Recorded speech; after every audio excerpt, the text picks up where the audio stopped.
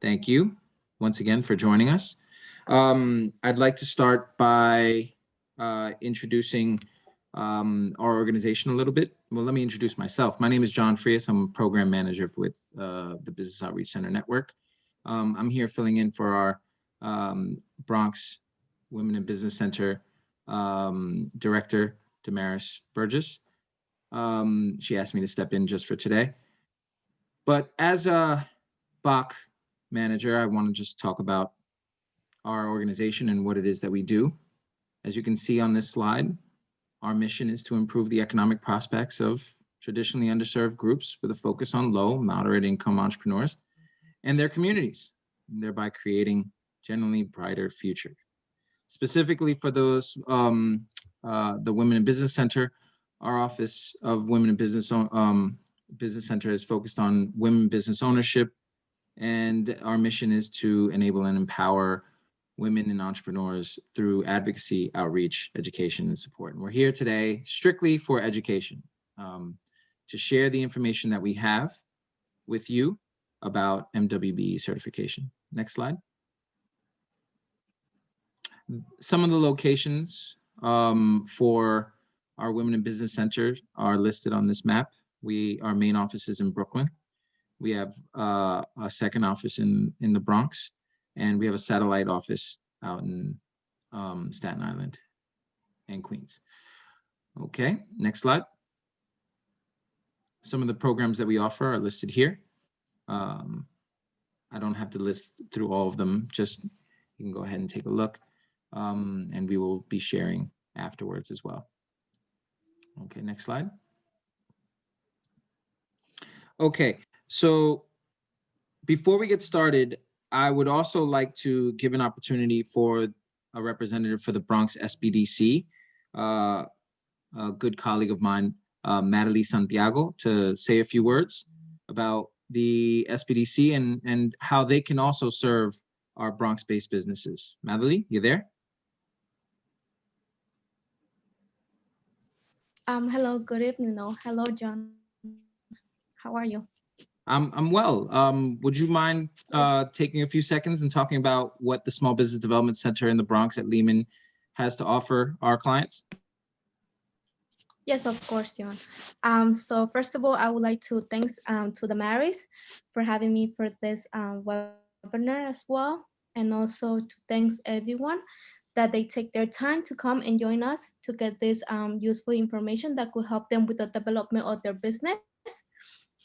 So my name is Marily Santiago, and I'm working with the Bronx Small Business Development Center.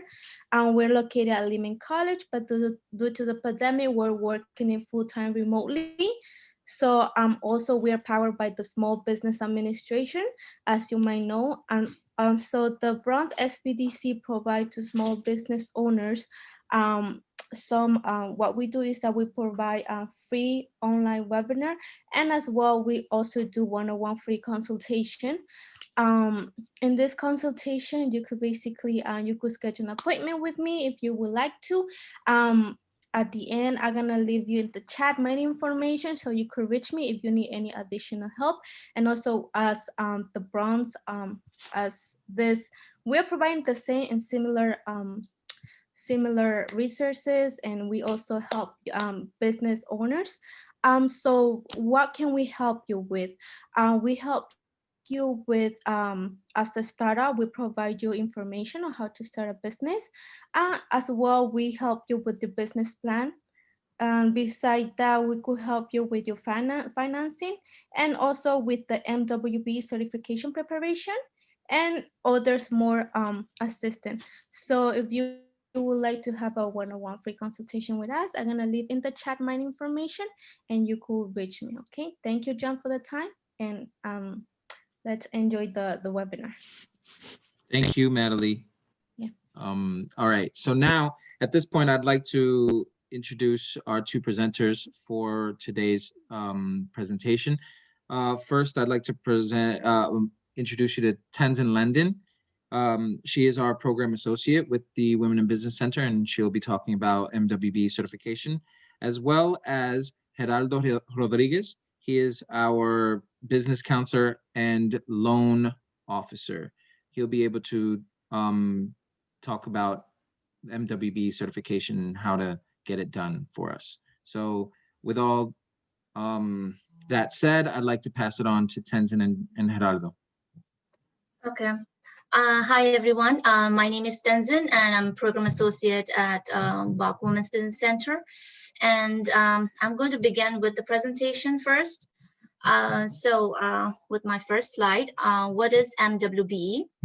So during the presentation, I want to say, if you have any questions, please, you can unmute yourself and ask me those questions. And also during the presentation, I'll be asking if anyone has any questions.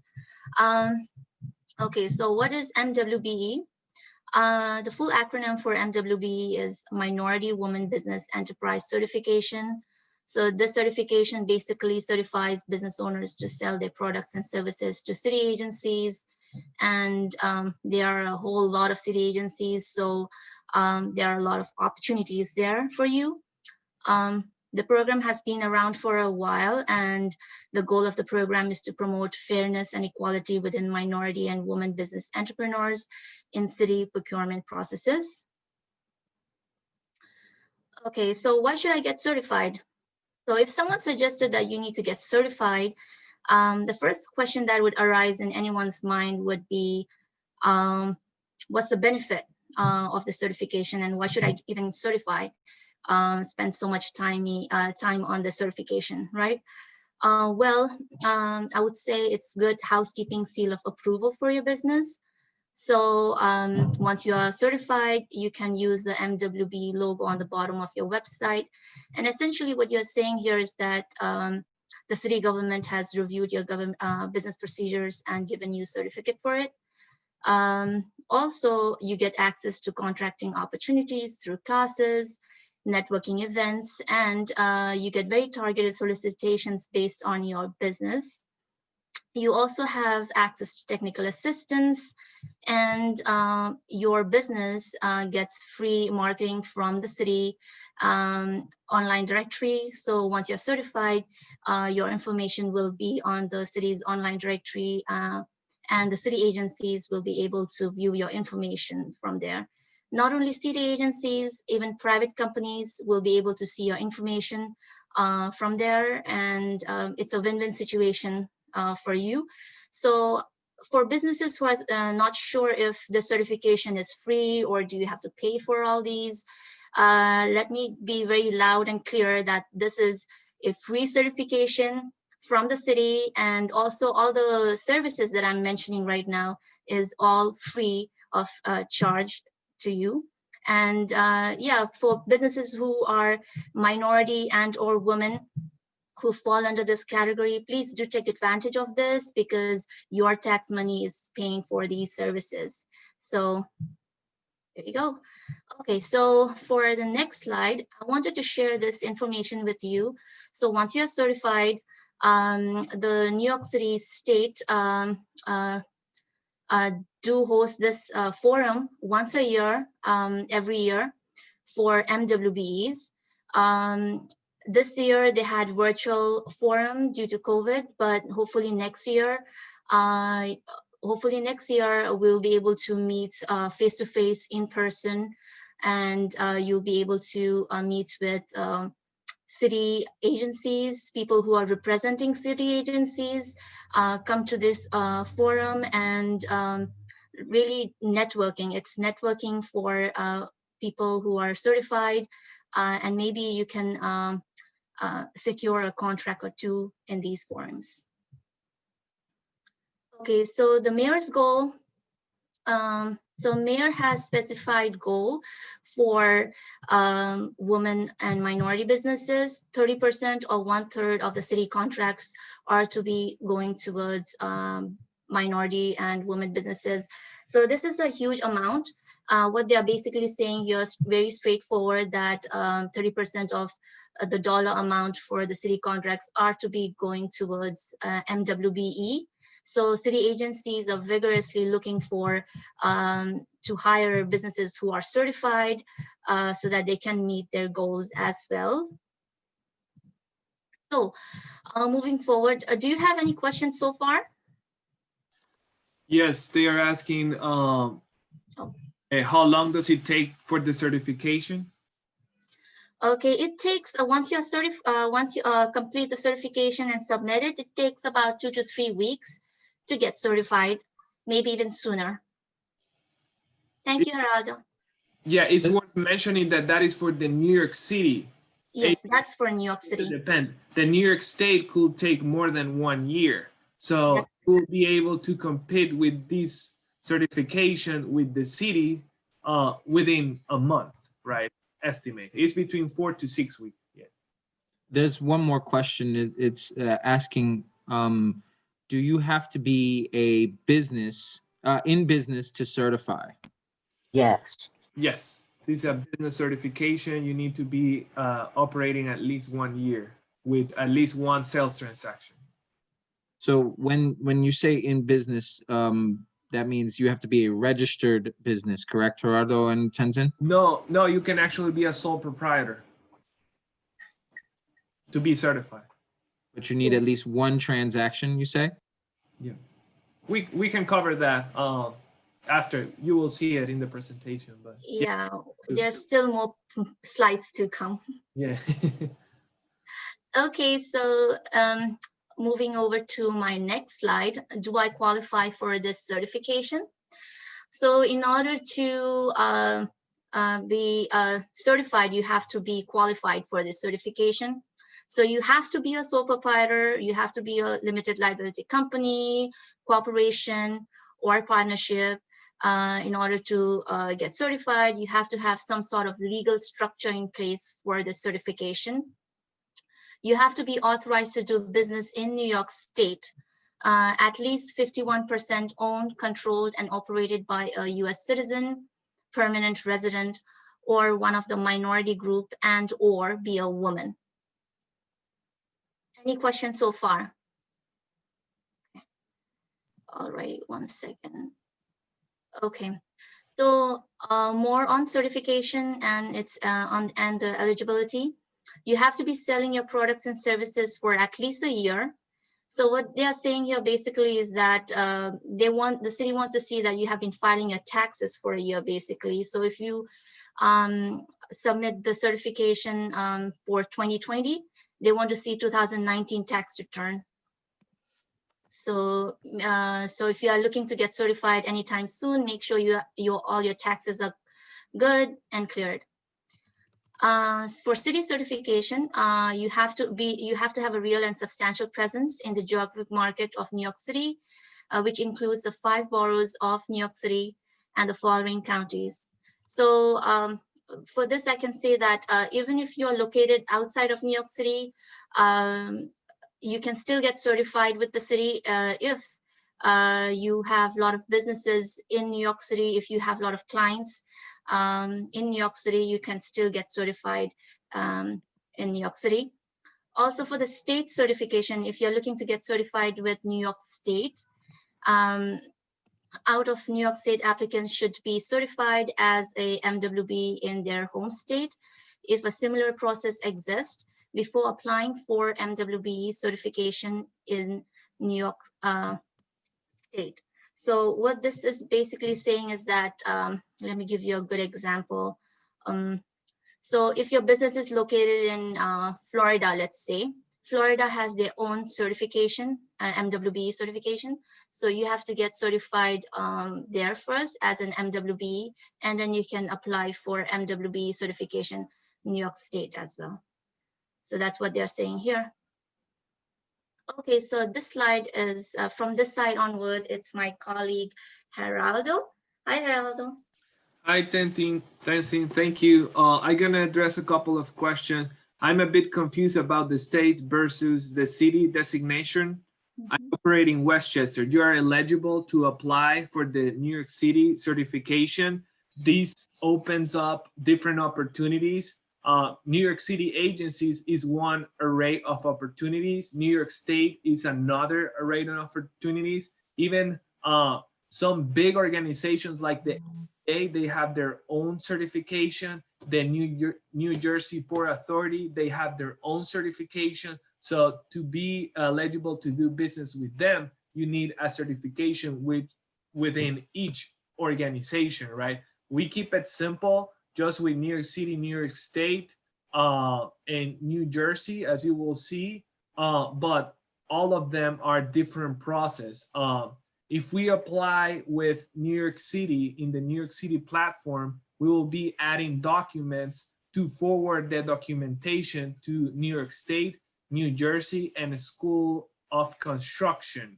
And you will get the paperwork to them right away. So you can get multiple certification, and that, yes, you can have multiple certification.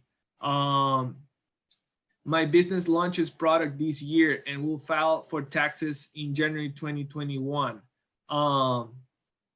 Sometimes it's acceptable if you didn't register any sale in this 2020, but we need the tax filing with 0 revenues to comply with the requirement. If you plan to launch, but we need at least 1 transaction. We need an invoice and a contract. Are we gonna go over the eligible documents after? And yes, we will need at least the tax return to comply with that. It can be revenue 0, or you will need to wait until 2021. That's gonna happen. Next slide, please, Tenzin. I will address the other question after, because some of the question will be addressed as we go over the presentation. So supporting documents. So basically, we're gonna be submitting an application, an MWBE application. We start in our organization with the New York City application, and we need backup documentation like tax returns. We need your resume, right, with your chronological experience. We need the bank signature card or letter. Where do I find this? These letter will be provided by your bank where you conduct your business. The main purpose of, oh, it disappeared. The main purpose of the bank signature is that you demonstrate control over your firm. So what they need to see in that letter is your name, your account number, and your signature. Some banks doesn't have the signature, but they state that Tenzin Laden is the owner is the sole signer of this business bank account, right? So this is the documentation that they want to see. The most recently completed tax return, as I mentioned before, if you haven't sold in this 2020 tax year, but you are selling on January 2021, a transaction of at least $10, we can comply with the requirement and we can get the certification. If it's $500,000, it's $500,000. That's what we're gonna add in the application. It's worth mentioning that like Tenzin was sharing, this information will be public. This contract information will be public. So if you are displaying a contract of $10, then I can access in the MWBE Director of New York City, and I can see the capacity of this business that is just able to transact small transactions. But if I see a business that it has closed business for $120,000, give me a sense that, oh, they can manage bigger projects, right? So we need to be strategic in how to use it. Some of the clients that your business serve, they don't want to have this information public. So you really need to think about which one you're gonna be displaying. Proof of US citizenship, usually the passport works for comply with this requirement. And actually you comply with also the proof of ethnicity. So it's a document that we can use for 2 requirements. Next slide, please. Applicable license and permits. We can help you to research if your business requires a license. If not, we just submit a blank document saying not applicable. But if they are required by law, by either federal, state, or city, we're gonna be uploading these license. lease agreement, either of a commercial space, a warehouse. If you're home based, we can use your home lease, or if you have a mortgage, we can use the mortgage statement to comply with this requirement. As mentioned, one or more completed and signed contract or invoices.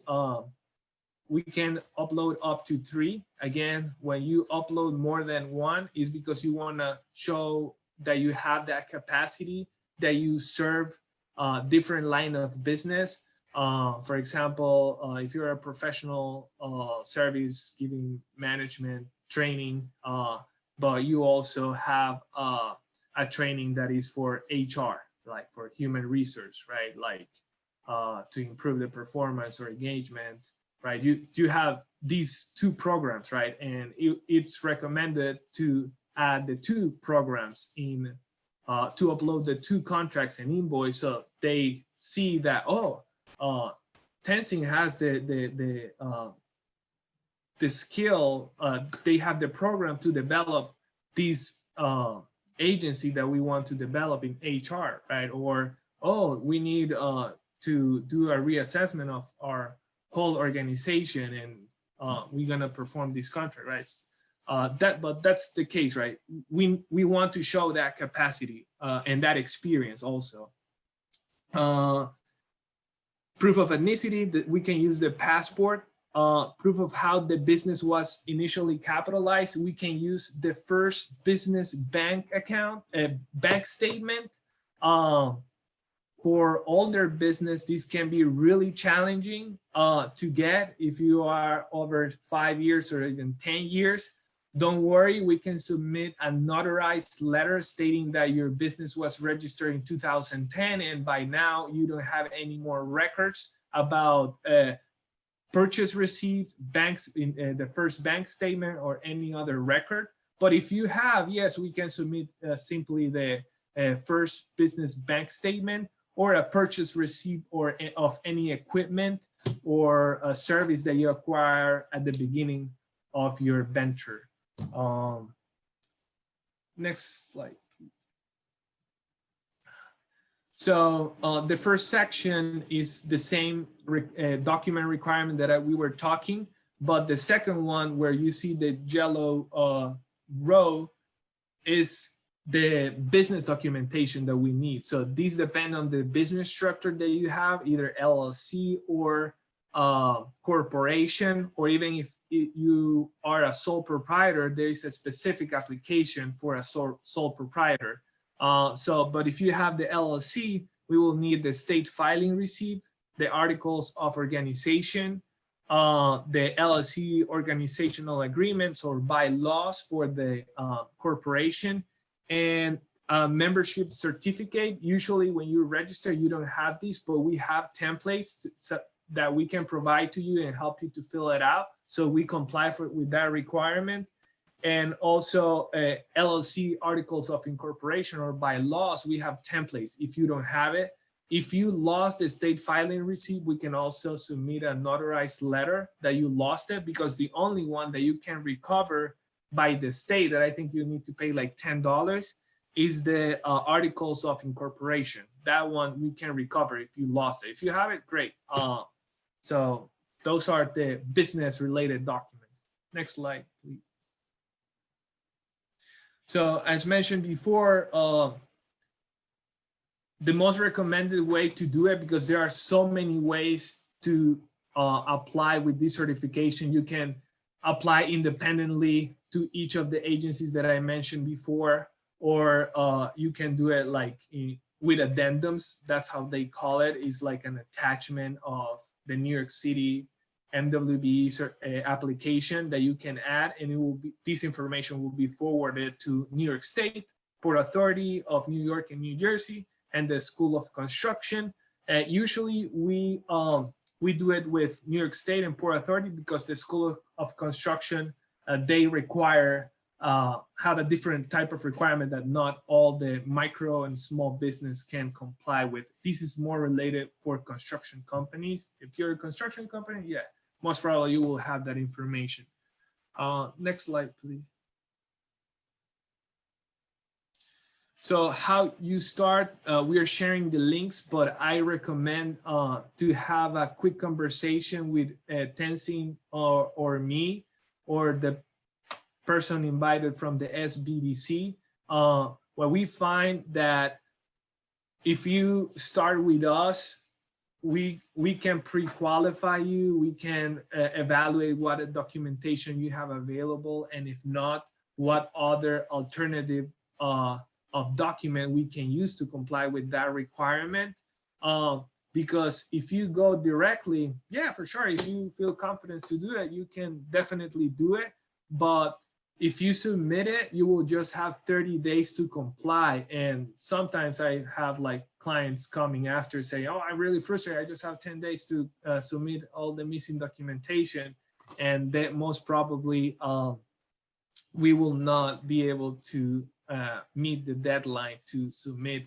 So we will need to reapply again, and could be a little bit of a pain. So I recommend to schedule a meeting with any of us, and we can figure out what documents you have, you share, we review it to make sure they're complete, and we will actually increase the probabilities to get the approval. It's not guaranteed because we are not the MWBE analysts. They are the ones that decide if you're approved or not. We are just the middle person in this process, trying to give you like some sort of guidance to get it clean and neat. Next slide, please. So there are different systems for each agency. Like I was sharing, New York City, they have their system. This one we can help you create as the PIP account or payee information portal. There is the passport. This is another account that you need to create in order to be connected or in sync with New York City agencies. So this is where you need to enroll what it's identified as NIGP codes or commodity codes, or another people recognize as NICE codes. And what is this is the industry where you conduct business. So professional service have their own codes, consulting service, management service, cleaning service, they have their own codes, construction service, they have their own codes. So you need to enroll the proper codes so you get the right solicitation to your email. So the passport is really key for New York City. We usually do it after the certification, right? Or we can do it in the middle, but we usually do it after. Can you do business without the certification? For sure, you can do it. The certification will help you to gain an edge, a competitive advantage when you're doing the bidding competition. When you're competing, you will have that competitive advantage. For the state, there are other array of systems and platforms that you need to set up. They have different accounts.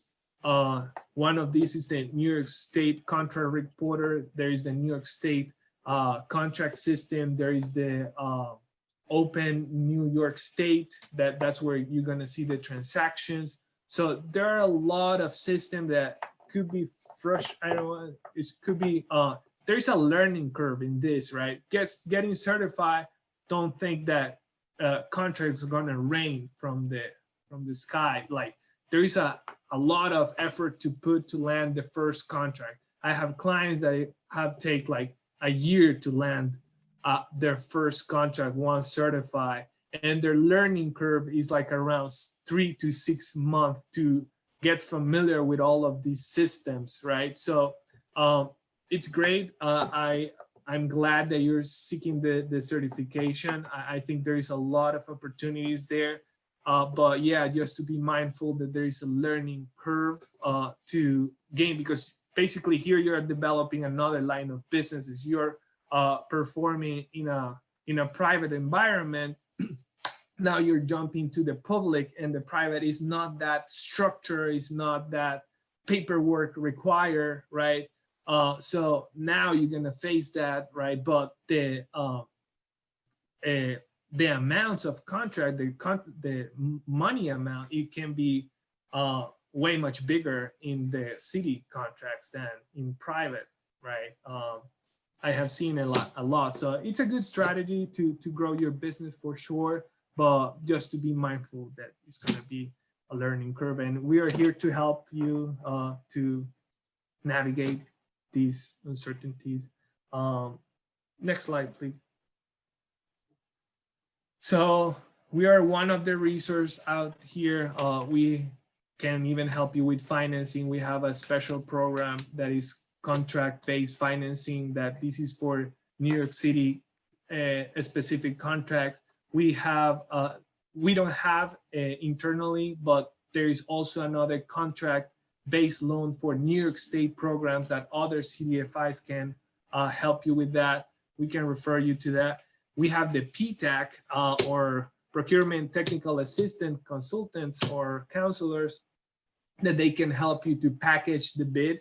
To be quite honest, and just with the best interest of our participants in heart, get a prime contract is really difficult for be your first contract. The way to go is to be in a sub or even go with discretionary procurement. Discretionary procurement is not in all these systems. You need to create a personal connection with a representative from an agency, a representative from a school that you are kind of delivering a training to the students, right? And after school, that is a personal connection, and these are contracts below $100,000. So anything that fall between $50 to $100,000, it's called discretionary spending. In New York State, is up to $500,000. That's where they have this flexibility to hire vendors and do business in a more natural way without all this paperwork. Do you need the certification to go for that? Yes, you need it, and it will give you an advantage for sure. Gerardo, Yes. there's one question on here. Yeah. How long is the certification good for? The New York City is 3 years, right, Tenzin, and the state is 5. They just extended that. And Tenzin, another question is, will we have the slides emailed to our participants? Yes, we will be. Thank you. You're welcome. Next slide, Tenzin. Next slide is questions. Question. We have been answering questions. Please unmute yourself and let's talk about it.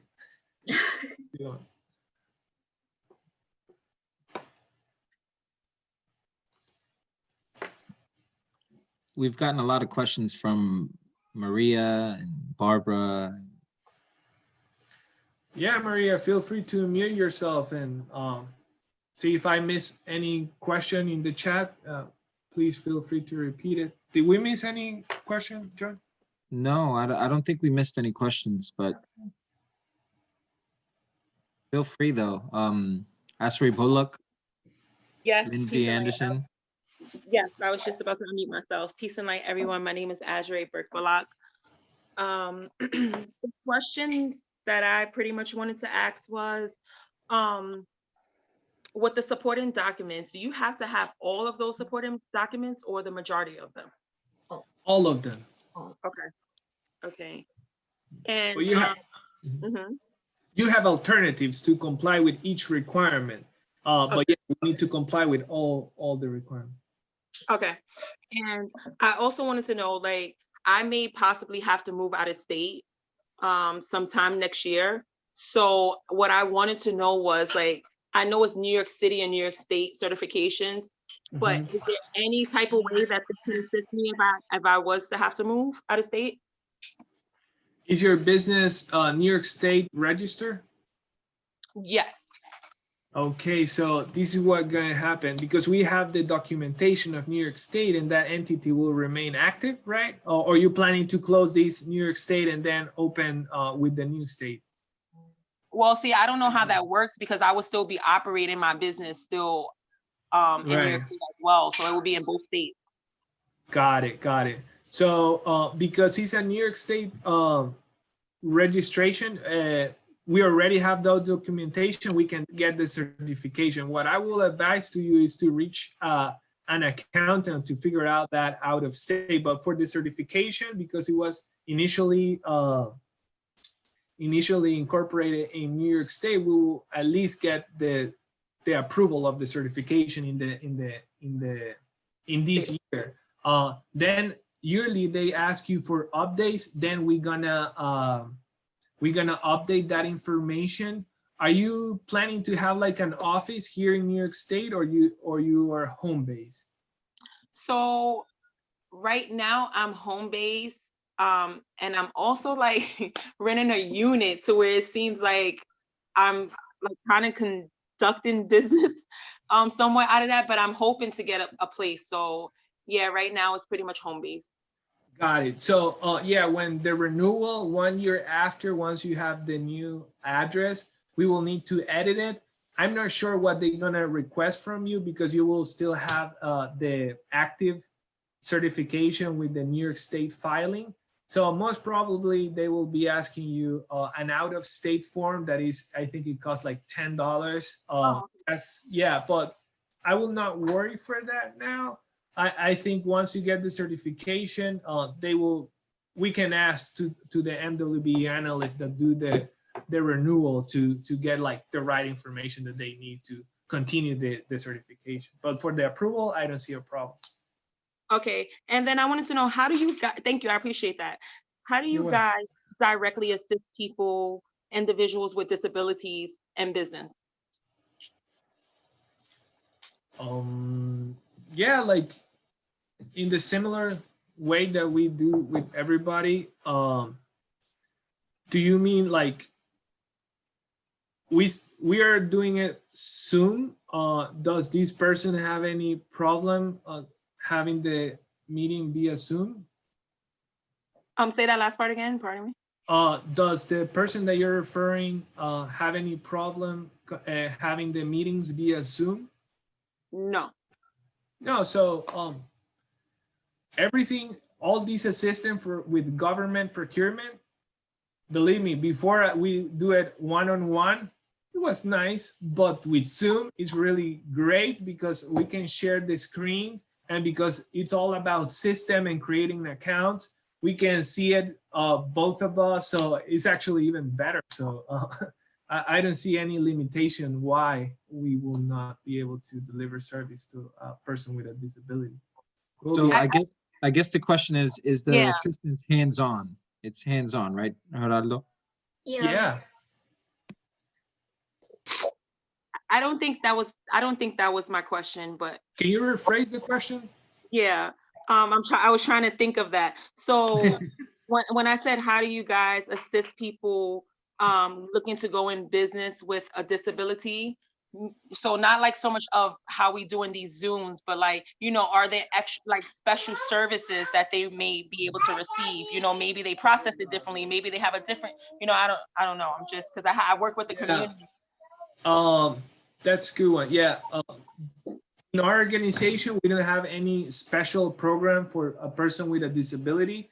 I know that in the federal level, there is a disability certification, so you can actually even gain a competitive advantage. What I noticed in the federal level is that they only buy weapons. So it's really hard to get like other type of service. Like I think like the 55 or 60% is just about getting weapon supply or something like that. So it's Department of Defense. Is that what you're saying, Gerardo? Yes, but there are opportunities there. There is a specific certification with a person of disability. Yeah, I can do the research with you if you want. Yeah, for sure. Yes, thank you so much for that. I appreciate that.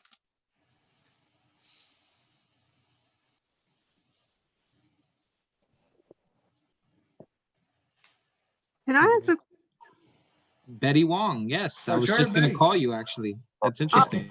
Okay, thank you. Actually, so I have had a business for like for 20 years actually in marketing, but I'm interested in starting a new business that's not really related to marketing. So that business actually is actually in essentially coronavirus decontamination. And okay, which is obviously a big issue right now. So my question is, does it make any sense for me to certify my existing that I've had for 20 years and open up this other business as a, I guess, as the subset of the business, or should I just not do that? Because I obviously it's not really related, but I have a business track record with some large businesses in the past. Mhm. So does it really make any difference that I have the track record? My taxes, I have like 20 years of returns, or should I just start it as a subset segment of my existing business, or just start a new business in this other area? Have you provide disinfectant services under your current business? No, I've never done that. No, right?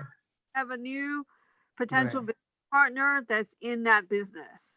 Got it. Got it. And he wanted to create a new business together, and we're Right. trying to understand, because he has the background, so he has a chemical, biologic, the educational background as well as the work background. So my question is, should I leverage the long history I have with my existing business, or create a totally new business with this other person in this other area? Yeah, I get it. So here's my recommendation from the point of view of the certification. Right. It's recommended to register a new business for these disinfecting COVID-19. And here's why, because you can also confirm this with your accountant, because this commingling that is going to happen with your marketing business could create some conflicts. Okay. We can certify the marketing agency without a problem with those 20 years of records. And here's how it works. One, because you have this structure with a great record for 20 years, then we need to enroll you the codes, the service that you provide. So if we add cleaning and we don't have any transaction of cleaning, that will not be eligible to get certified. So it will be like, oh, this doesn't look good. No. Okay. Yeah. So I guess I just get certified for the marketing business first, and then, does it make any sense to be certified there if I really, want? My interest is actually, so the work that I've done, I've only had the state of New York as a client once, but it really, since I'm not planning to really focus in that area, but in this new area, does it make sense to go bother to get certified with the old business, or just focus on a new business and wait to get certified next year?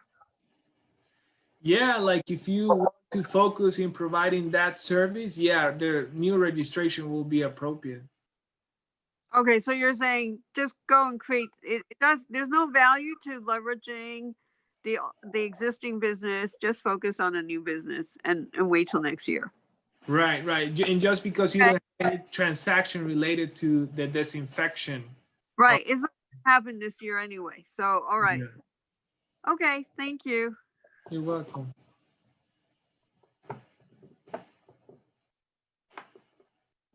Any other question? Pamela Payne? Or? Hey, I wanted to ask one more question really quickly. Azrae? Yes, thank you. So I wanted to know, because my service was going in and out at some points. I wanted to know, did you guys mention about when's the next, I guess, class, and how long does it take to get the certification? Yes, so I answered that question earlier. It was it takes 2 to 3 weeks for the city, and for the state it can take up to a year or two. Okay, thank you.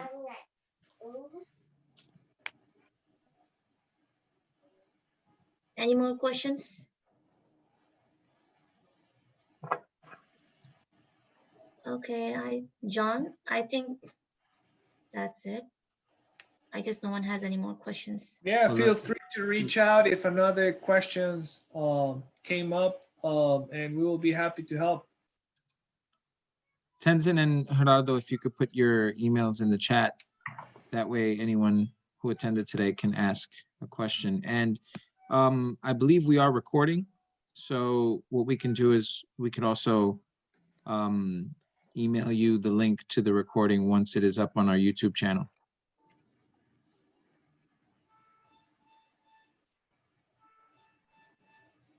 Once again, thank you everybody for coming.